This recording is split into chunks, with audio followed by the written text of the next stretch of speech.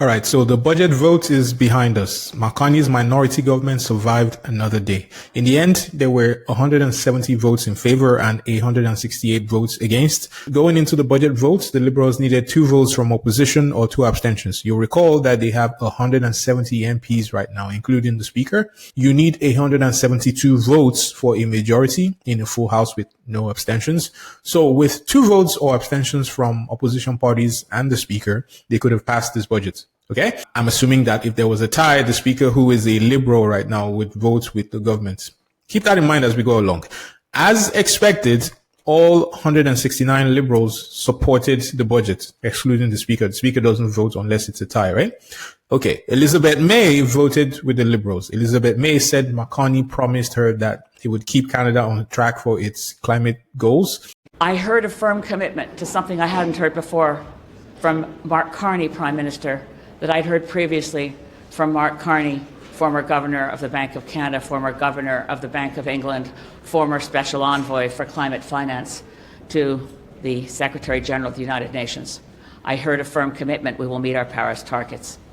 That requires action very soon because the first target we're going to hit is 2030 and then 2035. Legally binding treaty commitments and a commitment to do far more that we've heard in the budget with funding for the Kunming Montreal commitments to nature, to stop beating up on Mother Earth and start the process of CPR. So, against what I had expected to say to you today, I'm going to vote yes.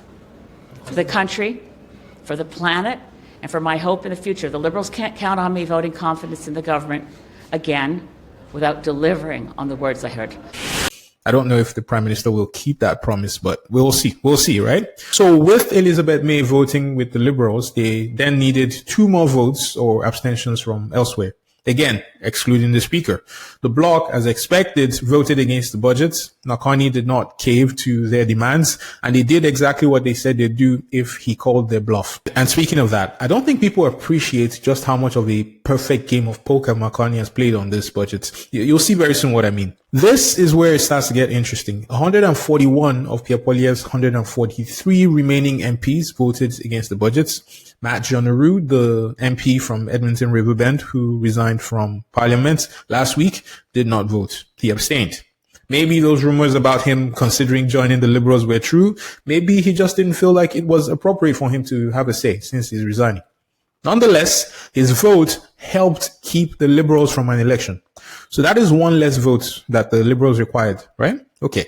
Guess what? There was another abstention. Shannon Stubbs, MP for Lakeland, Alberta, also didn't vote. Apparently, she was absent for medical reasons. The Conservatives want you to just drive by that and not ask any questions. Okay? I wish Shannon Stubbs a quick recovery. I hope she comes back in no time. Anyways, in reality, what these 2 abstentions meant was that the Liberals did not even need the NDP to abstain in order to keep the government standing. And that is where you start to see the game Mark Carney was playing here. He dared the Conservatives to try and force an election, and they blinked. Here's further evidence that the Conservatives are terrified of an election at this point. At the last minute, the Conservative House Leader, Andrew Scheer, and the Conservative Whip got up and said they had technical difficulties voting on the app. Both of these guys were actually present in person. They did not need to vote on the app. In fact, both these Conservatives stood up to vote only after it was sure that the government would not fall. So Mark Carney dared them to call an election. But in the end, the Conservatives did not want it. Because of them, we're not going to an election, you could say. And you have to ask yourself why. And this is where I think Pierre Poilievre has made another blunder. He did this in 2024 when he was pushing to force Justin Trudeau to go to an election. It became clear to me that Pierre Poilievre, while calling for an election, simply wasn't ready for that election. This time, he was busy putting out the dumpster fire in his own party instead of fighting the budget. 1 MP crossed the floor, another resigned, maybe some more are considering their positions. This is a missed opportunity. Why do I say that? Well, Mark Carney is going through a bit of a teething period right now where he doesn't have a lot of success to show he has no deal with the United States. In fact, I expect that by next year when we go to renegotiate the new CUSMA agreement, that Trump will try to insert baseline tariffs on Canadian goods into that agreement. That's what I expect. Mark my words. That will for sure look bad for Mark Carney. We're also right now looking at these nation building projects and wondering what is new this time. A lot of these projects are not new. They're being reannounced, right? Why will this new framework of the Major Projects Office work where others have failed? This is a window of opportunity that Pierre Poilievre has not taken advantage of. From here, things can go two ways for Mark Carney over the next year or two. Either we start to see some signs that his new major projects framework is working.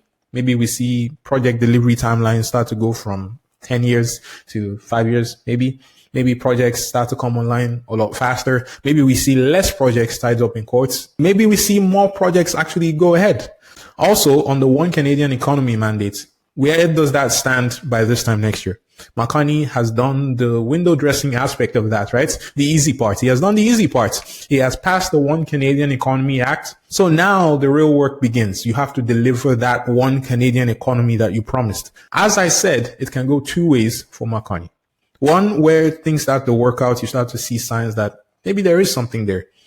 Or maybe by next year, we start to see it is actually all window dressing and nothing has changed. But if things work and Mark Carney actually starts to deliver on these big projects, Poilievre would have fumbled a perfectly good opportunity yet again because he was not ready. Here's the other thing. Mark Carney also wins a bit of a psychological victory here because he now knows just how terrified the Conservatives are of an election right now. I expect people will try and blame the NDP for keeping the government alive.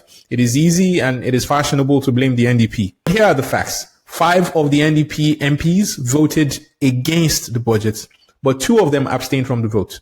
Although the Liberals ultimately did not need those 2 votes from the NDP will continue to be cast as propping up the Liberals. Just listen to the questions that were put to Don Davis, the interim leader of the NDP, after the budget vote yesterday. We have decided to put the interests of our country first, to vote against the budget, but to help prevent an election. Canada is facing instability and overlapping crises. In these challenging times, we must put our country's well-being first above partisan interests. When the next election comes, whenever that may be, Canadians will hold Mark Carney responsible and to account for his record and for the choices that he made in this budget. But today, New Democrats are choosing stability over political games. But it's not just partisan interest, though. I mean, your party's abstentions just allowed for the government to cut thousands of public worker jobs. How do you square that being the party of workers? Well, this is a Liberal budget, and this is what happens when you vote for Liberals, is these are the kind of neoliberal, neoconservative policies that you get. And we've opposed this budget. That's why we stood up and we're voting against the budget. We can't support it. They did not earn our support. And we tried to make changes to this budget. But at the same time, again, Canadians clearly don't want an election right now. And given the serious economic challenges facing our country right now, we don't think that it would be good for our country. So New Democrats have expressed our opposition to this budget. And we have said that we are not going to force an election right now that clearly Canadians don't want. It'll be interesting to see if the media asks Pierre Poilievre if he realized that the Liberals actually stayed in power because of the Conservative abstentions. I'm curious what he says. That is a very, very, very bad look for Pierre Poilievre. I just got to say that. Here's another blunder I think Pierre Poilievre might make because he can't help himself. He might fall into the trap of blaming the NDP for propping up the Liberals again. I think he should play nice with the NDP. He needs the NDP to pull some votes from the Liberals. He needs them to look good. There are people looking at the Liberal Party under Mark Carney right now. The Liberals are basically a center-left party at best right now. People are questioning their climate policy, their cuts to the public service. People have called their budgets a Stephen Harper budget. So it is probably safe to say that there are people within the Liberal base feeling like this particular iteration of the Liberal Party does not represent them anymore. The NDP can be a home for these people. The NDP needs to work to earn that trust. But also, Pierre Poilievre has to let the NDP grow again. Yes, some of the NDP votes went to the Conservatives because Poilievre did win a lot of young voters. He did appeal to a lot of young voters. Pierre Poilievre's rhetoric appeals to workers as well, which has taken a little bit away from the NDP. At the same time, you could argue probably more of the NDP vote went to the Liberals. If Poilievre stops attacking the NDP, lets them grow again, that hurts the Liberals more than it hurts the Conservatives. Yes, the Conservatives might get less votes, but potentially you can imagine more votes being lost on the Liberal side. Now, I hope that Poilievre can see that and he doesn't fall into the trap of attacking the NDP as he has done in the past. His attacks on Jagmeet Singh probably prevented him from becoming prime minister today, right? You know? Anyways, what does this all mean for Mark Carney?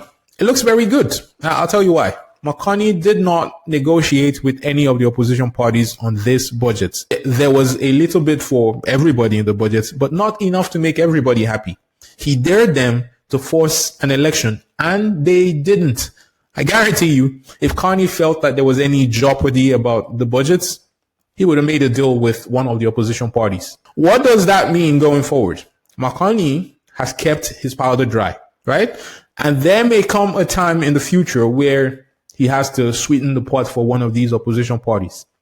He didn't do it this time because he didn't need to. He gambled wisely and won. So what happens now for Pierre Poilievre? He now has to steady his ship and prepare for the next opportunity. Hopefully he's ready, right? Hopefully he arrives next time ready to take advantage. That is, if he passes his leadership review in January. I'll see you next time. Don't forget to subscribe. Peace.